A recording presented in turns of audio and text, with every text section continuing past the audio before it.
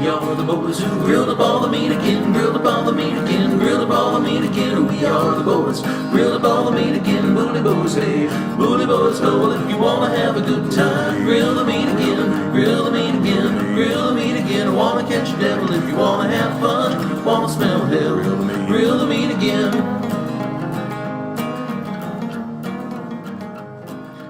What's up, everybody? Welcome back to Grilling History, here to close out summer with perhaps our most ambitious and definitely our most nuclear atomic of adventures. Very excited to be joined for this edition by Sarah Morgan, all the way from Tennessee. Sarah Morgan, how are you? How are things?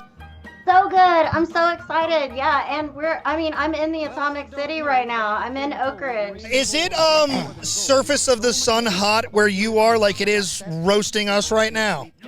Yes. A little more humid because it has been like this on and off like downpour shower situation. Yes. So we are not like as sunny right now as you guys are, but it is hot.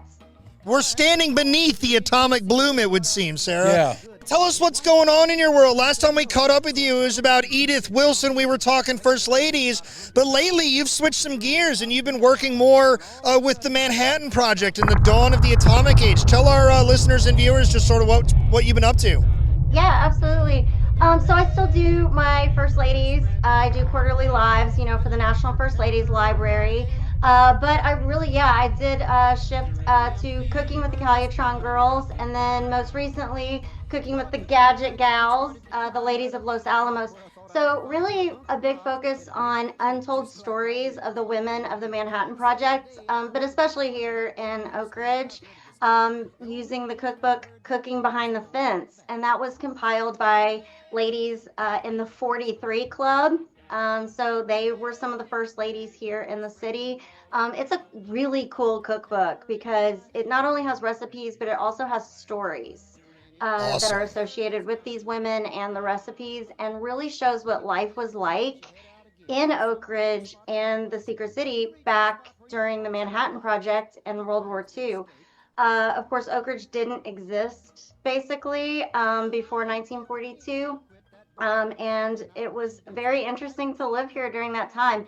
Really muddy. When they would go into Knoxville and different things to shop, they were called those dirty Oak Ridgers because muddy shoes, just that sort of conditions, but also housing shortages and just really interesting place to live, and really interesting that so many people chose during that time to move here for various different jobs, especially young women during that time who were taking advantage of being able to actually have a job, especially. And some of them had some of the most important jobs during that time, which is the Calyatron Girls. So what comes next, Sarah? We've seen a big bright flash of sunlight. Are we toast in a minute? I don't think so. Okay, good. Maybe It's just summer. They might tell you to get in that air conditioning eventually. It's just summer then. It's not a nuclear blast. It's just summer in the mid-Atlantic. Absolutely. So tell our listeners and viewers, what we're doing today relative to the Manhattan Project, and what was Ike thinking? So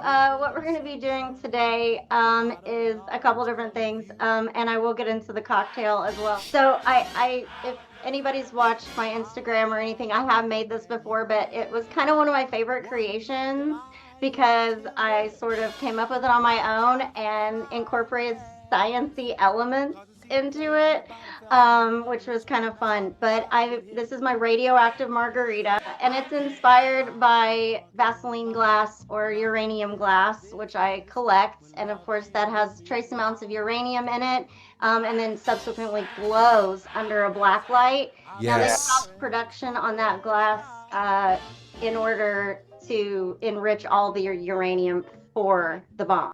Do you have any of the Fiesta ware? I don't have any of the red, but this drink itself is in a fine glass to drink out of. It is not uranium glass, but it is spicy. I love spicy. It's got a tahini rim. It's got jalapenos, tequila, lime juice. And then the way that you make it glow is you use tonic water, which that. If you put a black light on tonic water, it's going to be a little blue. And then I use a Celsius, one of the energy drinks. It has some B vitamins and riboflavin in it that kind of glow a little bit yellow. And so I hope you can kind of see it outside. You can see it better on Yes. the video, but it does glow. That is awesome. So it's my radioactive margarita here in Oak Ridge. That was really cool, Sarah. We're gonna Now, do a time zone cheers. so like we did Yes, last. and I do have a toast. Okay. All right, let's go, Sarah. On you. To the confusion of our enemies. Cheers, Cheers. Lancha. That is an Oppenheimer toast. That's what he used to say when he made his very stiff gin martinis. Very stiff gin martinis. Gin is stiff by itself. So what does very stiff mean? Just the bottle? Oh, basically. That That was spicy. We're going to make that Eisenhower steak, which is known as a dirty steak. Our chicken, that's from Bert and Eleanor Schnapp. And that is Los Alamos lady. And that cookbook, What's Cooking Los Alamos, is you can't really find that anywhere. I saw an article about it. I reached out to the Nuclear Museum down there in New Mexico. They put me in touch with the Los Alamos National Lab, and they sent me a PDF copy. So Sarah, handing the nuclear football today back to you, do you want to start with chicken or do you want to start with steak? I thought we'd put the chicken on first, just because it might take a little bit longer. All right. And also, one other thing that I'm going to be doing today, and this is peanut butter cookies, which is a Oak Ridge recipe from Cooking Behind the Fence. And we're going to do a skillet cookie on the grill, too. What? Desserts on the grill? Dessert on the grill. Let's go, Sarah. And at the end of today, we're going to talk about sort of the cookie challenge for later this year, right? Yes. Got to get Cookie people competition. pumped already up pumped for the for this. cookie competition. Yeah, I'm pumped for this. Third annual, yeah. And this year is going to be, I'm sorry to my first ladies, but it's going to be between Oak Ridge ladies and Los Alamos, just straight Let's go. comparing and pitting against each other, the two secret cities. I'm very excited for this year's edition. The theme, the gear shift here, I am completely down for it. So very excited to talk about it at the end of today and to be able to help you out with it in our small way come cookie time in October. So without further ado, You sounded like the Cookie Monster. I am the Hardcore. Cookie Monster. That was great. Are you kidding me? I was not ready for that. I apologize. Are you ready for chicken though? I'm ready for chicken. Sarah, are you ready for some chicken? I'm ready. Let's go. All right, whenever you want, let's get started. All right, so I'm gonna put my cookie on, and it's just gonna kind of chill right there.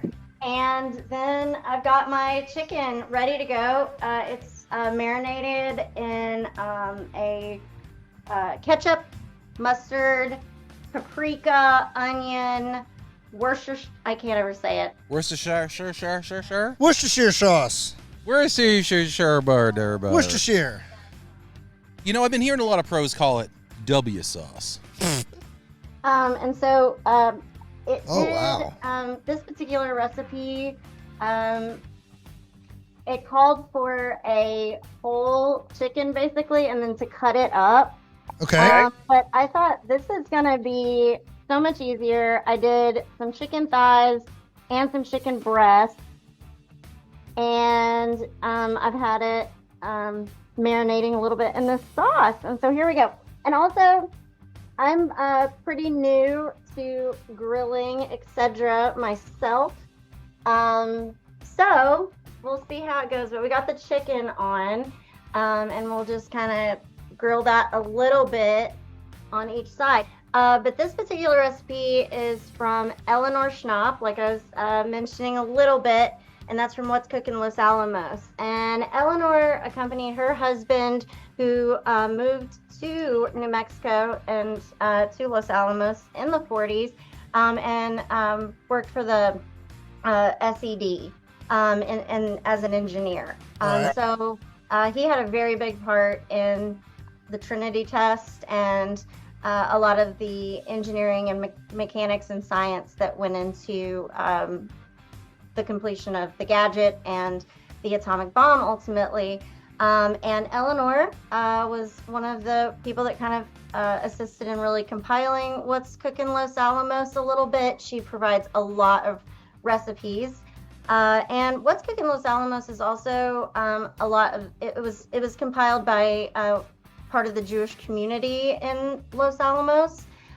So it has some also interesting recipes, which also are interesting and important to me as a Jewish person. So I think that's really neat as well.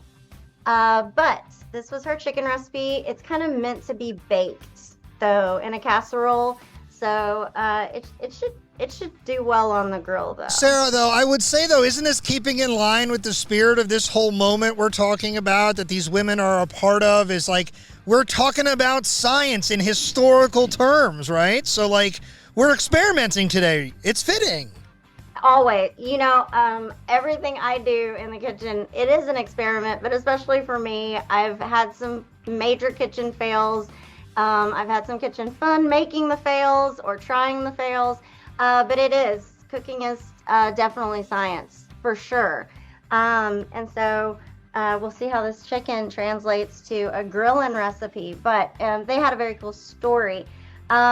Now I know this won't, of course, air today, but today, on this day in history, which today is the 13th. I was going to say the 12th. It's the 13th.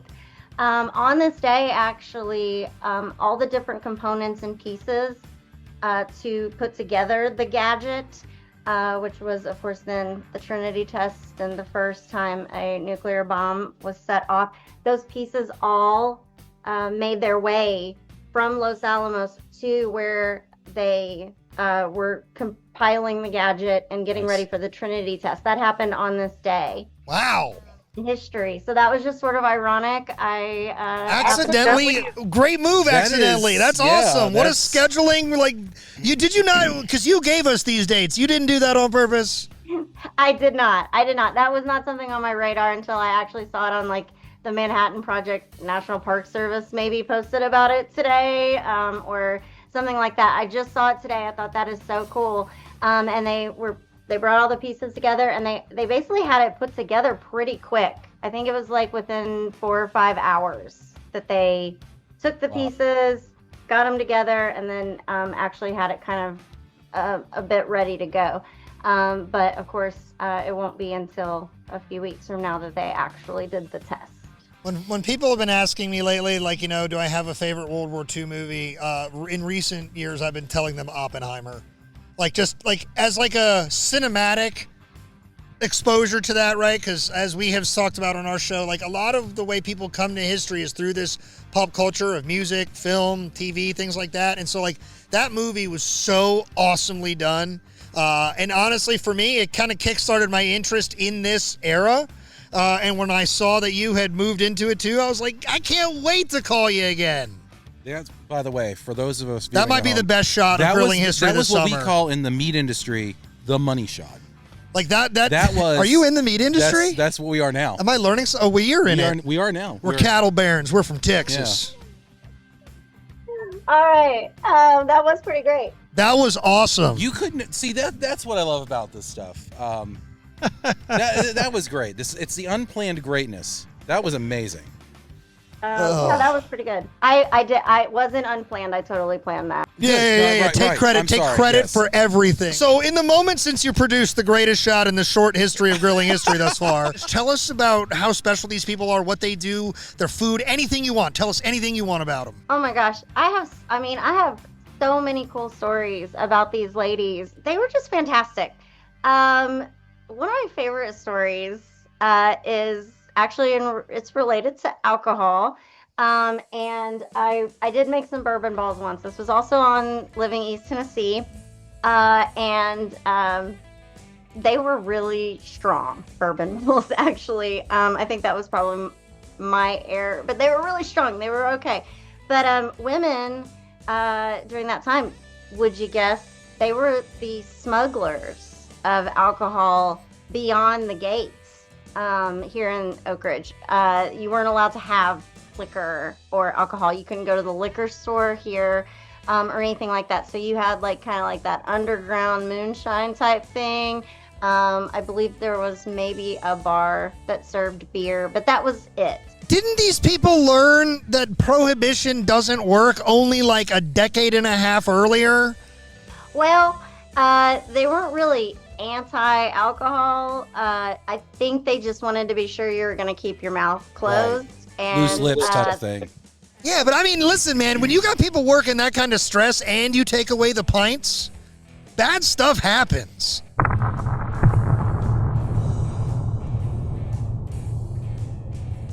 Yes. But ultimately they dealt with it, and that was one of those things, just like with the mud.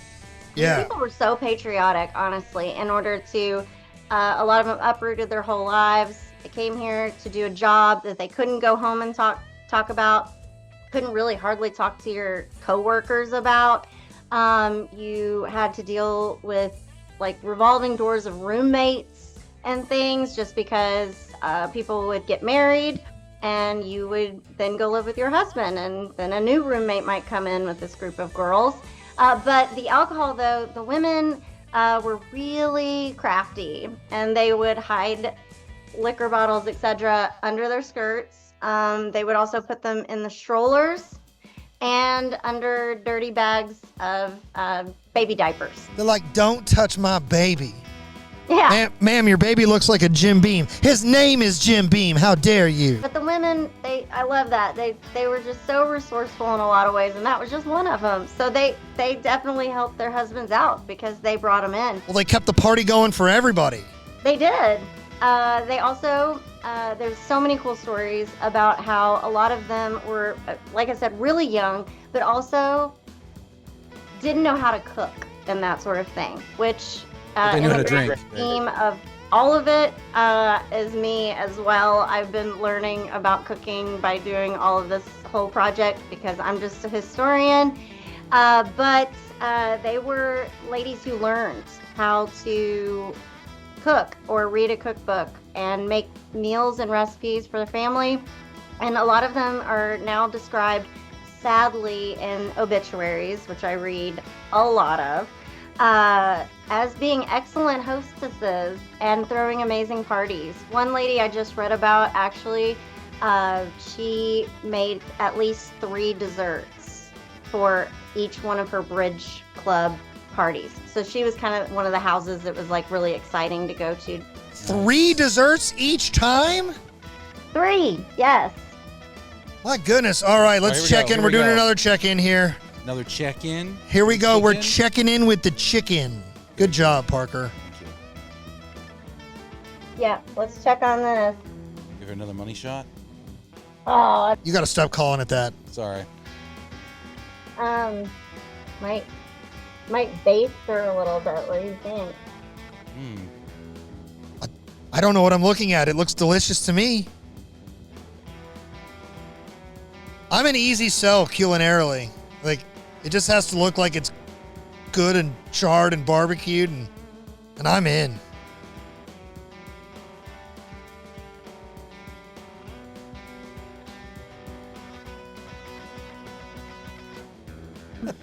But it was just it was so cool, and it's so cool to do some of the weird historical recipes. Who thinks about eating a dehydrated vegetable style candy Right. bar from the World War I era? So that's very cool. That's also why I've done so many weird things like beef tongue and hominy from Cooking Behind the Fence. And right now, and I think it's just a strange thing to have in your freezer. I have a beef heart. Oh, Yeah. what are we gonna do with it? How'd you get it? Don't ask. These are 2 very Don't questions. Don't Okay, ask. okay. All right. Okay. It was a very backwoods procure. No, I just happened to be at a farmer's market that's just up from my apartment, and they didn't have any livers. And I'd been wanting to do a recipe with some beef liver. They were out. They were also out of tongue. Oh, somebody's buying that too. For me, that was disgusting. I don't know why I didn't think about a cow tongue being about this big and having taste buds on it, but that was pretty gross. But the beef heart, there is a recipe, and it's the Los Alamos ladies, and I want to try it. And he had it on the menu, and he had it in stock. Oh, man. It's big. You were like, got to do it right now. Just got to pull this trigger and get it. I did. I was like, you know what? I'm going to get it. It's in my freezer. And as soon as I have some time, that's going to be something else that I'm going to be doing and trying. So I see beef tongue for sale frequently in stores. And what does it taste like? It's actually, because I've eaten beef kidneys, which was my very first recipe I ever did, Martha Washington's beef steak and kidney pie. I bring it up a lot just because it made that big of a negative impression on anything I've ever tasted at all, ever. I know that if a chef made some beef kidneys, they would, definitely probably be able to make it better than me, but oh my gosh, it was terrible. Actually, the tongue was not that bad. Okay. It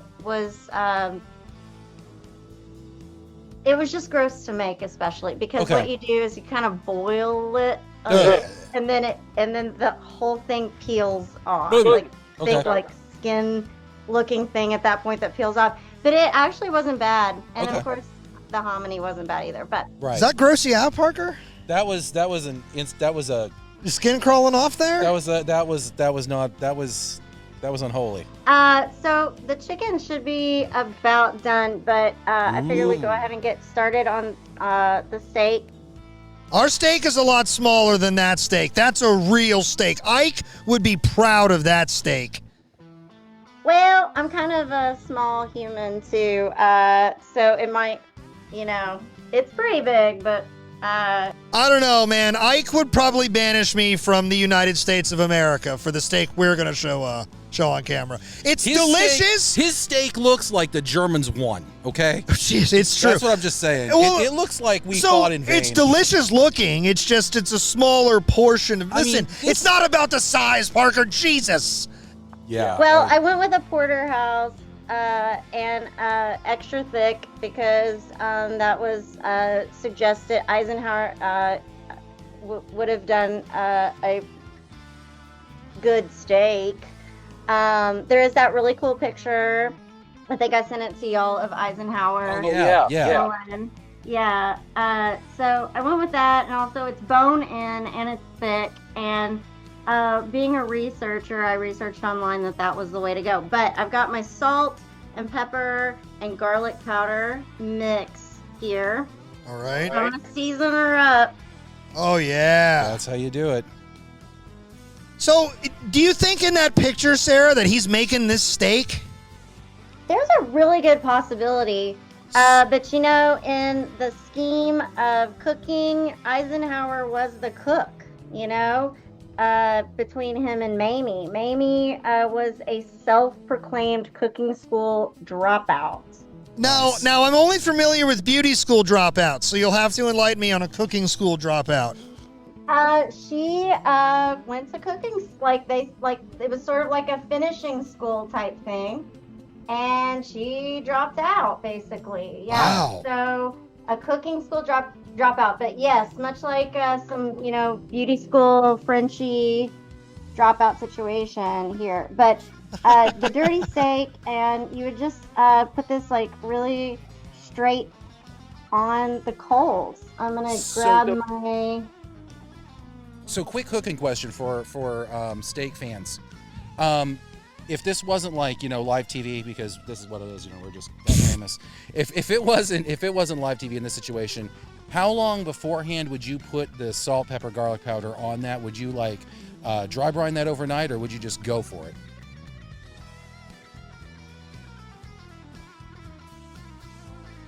My answer would be that the way that I am doing this is the way it was described that Eisenhower did it. Okay. Because I know some people, they like to put the salt on there like overnight, and the salt penetrates the meat, and it does that whole dry brine thing. That's probably the way to go. Have you ever met somebody that takes like meats and grilling like deeply religiously seriously? Yes, I have come across people like that over the course of my life. This I'm not that man bad. has been absolutely brilliant in season 6. The craziest things that have happened have been him. Every time we talk about what we're doing for grilling history, he's like, Are we sure we want to do that? Are we sure that? Because this man has a degree, I don't have a degree. like a fake degree somehow There we in go. cooking like every meat known to man. He's like the Ron Swanson of meats over here. See it So done. the other part I found interesting about the steak, Sarah, when you, not just the fact that he, it's a very simple sort of like seasoning rub or whatever, and or that it's just cooked kind of like right over top of the coals, is just like, I like the steak fairly raw, fairly pink, right? So how do you accomplish that? Is it on the coals for like 4 seconds and then it comes off? Like, are you ready to take it off right now? We put this on a gray a little bit. Little nervous about the char. Yeah. Just because I didn't have a chance to test it too much. Right. But yeah, it would be quick. I really wish I could remember the actual numbers for whatever reason off the top of my head. Sure. But he would sort of, kind of almost seared it on both sides, it seemed, then took it off and seasoned it a little bit, and then put it back on, and probably cooked it until it was as done. I don't know that I read anywhere exactly what his. I think we're pretty close on our chicken. Oh, That looks good. That looks amazing. And I Sarah. had so many thoughts about this steak with Ike. Like, my first thought was, I'm surprised that you're not a well-done guy, because I feel like seeing 2 world wars, the dawning of the military-industrial complex, Nice. Being a 2-term president, like, I feel like you've seen some so like a well-done steak kind of goes with that, I guess my vision of who Ike is. But then it's also like, maybe he likes the finer things because he's seen all that. He wants something with some flavor, whatever. And then my other question that is looks like, great too. Look at that. oh, look at that cookie. Oh, Oh, that looks so good. It's like, when do you think he developed this is how I like my steak? that looks amazing. But we need to put all that Ike stuff on hold because that cookie looks incredible. It is smoking hot too, so I'm gonna set it right there. It's even hot with my little mitts on. This does, and it smells amazing. It's a peanut butter cookie, and this was from a lady named Sue, and she learned this recipe in her home ec class at high school. I loved home ec so much when I took it in middle school. I loved home ec. We didn't make anything cool like that. Yeah, and hers too. I made this in a cast iron skillet. But hers, of course, were just regular cookies. But because we wanted to talk about the cookie competition a little bit, I wanted to do a grilled cookie recipe, and they're actually really easy. And I think you can do them sort of a little bit not without a cast iron skillet, of course. But look how cute that is. That looks like the biggest That Reese's looks- peanut butter cup I've ever seen, and all I want to do is just dive into it. Sarah, is the field set for October? At the time of recording now, is the cookie field set? Do I have my bracket made yet? Yes. No, not quite. I know who I'm going to use from Oak Ridge, but I haven't decided from Los Alamos just because they have several more cookie recipes. Also, I am going to check on the steak and give her a flip. That looks good. That looks amazing. Yeah. Obviously this would have been wood coal. Those are delicious. We really haven't had any sort of like mediocre or bad foods this year. This Not has at been all. an incredible first season of grilling history. I love y'all's concept with that. That is so cool.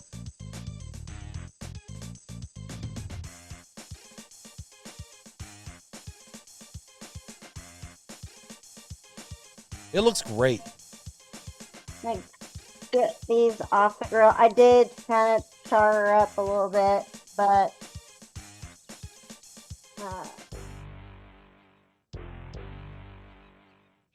We have this incredibly sophisticated oven grill system that's been working down at the bottom of the camera the whole time. So as you can see, we now, here, Parker, if you want to get up close here. I'm just a little. That looks so good. That's amazing. Now, she has something there that we don't. She has Yeah, they're called forks and knives. I see We're this. gonna have to eat this kind of like Lady in the Tramp style. No.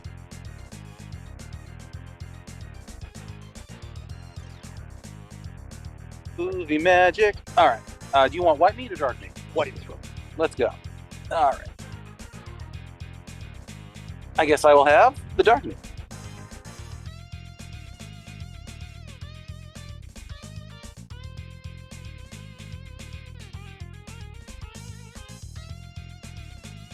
Well, let's do it. Let's go ahead and take a bite of this right. chicken. So I got the dark meat. You want the light meat first? You go. You go first. I got light meat. pretty good on the grill though. For me, I'm getting like sweet like aftertastes, and I Yeah. think that's my favorite part of this chicken is like even after you take the bite, it's like it hangs around in a good way. Yeah.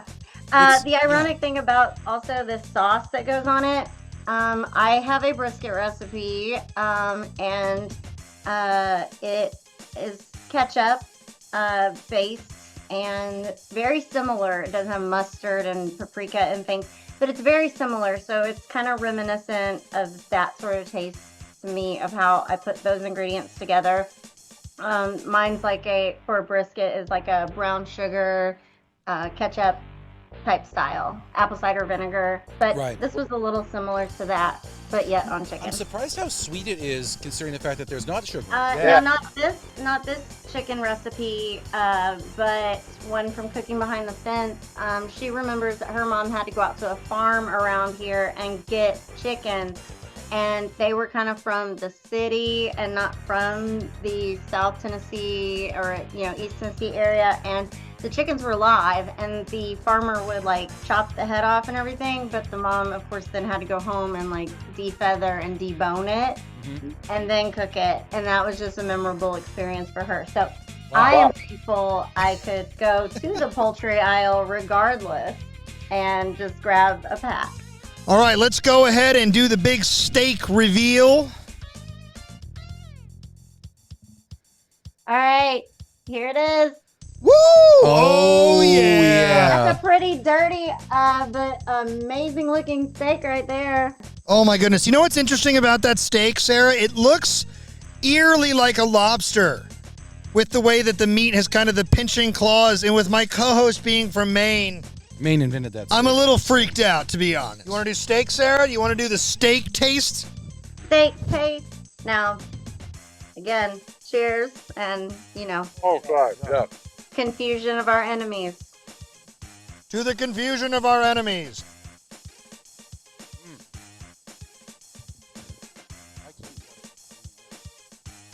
Mine's juicy. This is so good. This is a double yes. This is, for making two things, double yes. I am gonna grab a bite of the skillet peanut butter cookie. So cheers to the cookies. That's a really cool way to cook a cookie on the grill. That had like a really interesting flavor, and also being in a skillet in general and the cast iron skillet flavor, so good, and such a cool like way to make an interesting cookie just while you're grilling. love Pop that dessert right on there. Oh, that'd be good with some ice cream on top of it too. Especially, it is hot, like we were talking about. It is humid, and the grill, we got the two grills going and everything. Woo! That'd be good with some vanilla ice cream on top, but all around were really good. Sarah, we toss it to you for the last word today on Grilling History. We've had, once again, a riotously good time hanging out with you. I love stepping out of my depths and doing things that are challenging and fun at the same time. I don't know what I'm doing with food at all. Thank goodness I have my co-pilot of the show here, who is an expert in terms of how to make things for a gump like myself. Thank you for coming in and co-piloting with us right now. With shrimp. We should do shrimp. So, Sarah, as the headliner of the inaugural season of Grilling History, firstly, thank you. And lastly, secondly, to you.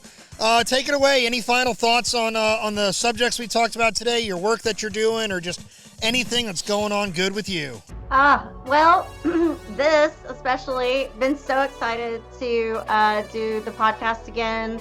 Loved it the first time. Other than that, really just gonna be doing more work on uncovering some of these untold stories and hoping to pass along sort of that history and, you know, pair it with some recipes so that people can continue that tradition too, and sometimes connect that to your own family recipes. But I will leave you with one of my also favorite stories from the Oak Ridge Manhattan Project era. It was really difficult living conditions for the African Americans here in the Secret City. They lived in hutments, which were basically 19 by 19 plywood structures, and would have been really oppressively hot. So I shouldn't even be complaining right now about how hot it is. But the men and women, regardless of being married or having children, they couldn't live together. And so one of the ladies, Katie Strickland, she made biscuits, actually on a pan that she made from like leftover metal that she got from where K25, the plant, was built. And she made these biscuits, and they must have been really good because she would take them to the guards, and she was able to spend just a little bit more time with her husband because of these biscuits. So the whole kid, biscuits for a booty call. Heck yeah! Yeah. So along with all of your grilling stuff and your dessert and everything, you could throw in, you know, some classic Southern biscuits, and you can really appreciate that a lady utilized her resources and was able to use those cooking skills and all of that in order to spend time with her man. I love that. What a way to close out this summer. I hope that your summer has been good for you, Sarah. I know it's been good for us. Thank you. We've had so many of our friends along for this ride, not just with the podcast that we get to very humbly do from our studio, but just the fact that so many people invited us to their homes on locations, willing to broadcast across time zones. I was going to go with, like, we were podcasting across time and space, but now that's all. It's out the window. So now it's just biscuits with a booty call, which actually probably empirically better. Biscuits with the booty call is definitely the way to sign off Grilling History. So, Sarah, we look forward to catching up with you. Do you think that works? Say too, though, quick, Yep. that I know a lot of times when I have presented this cooking behind the fence or that sort of thing, people are wondering where they can get the cookbook. Yes. You can get that from the American Museum of Science and Energy, which is here in Oak Ridge. And that is also the K25 Atomic History Center here as well. So those are some ways. If you would like to also have your copy of Cooking Behind the Fence, you can get them through those museum institutions as well. Absolutely, we'll be doing so. Text on the screen as you see right there. Everybody hit the links, get your copies.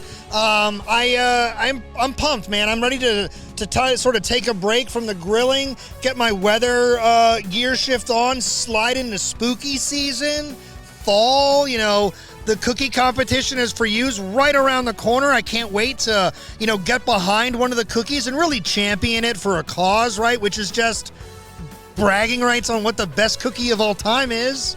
But, it's a worthy cause, Absolutely. So I'm excited to catch up with you again in a few short weeks. So thank you for joining us once again very graciously. So for Sarah Morgan, for Parker Russell, I'm Pat McGuire. This has been the History Things podcast, and we're just, reminding you that we are the boys who grilled up all the meat again.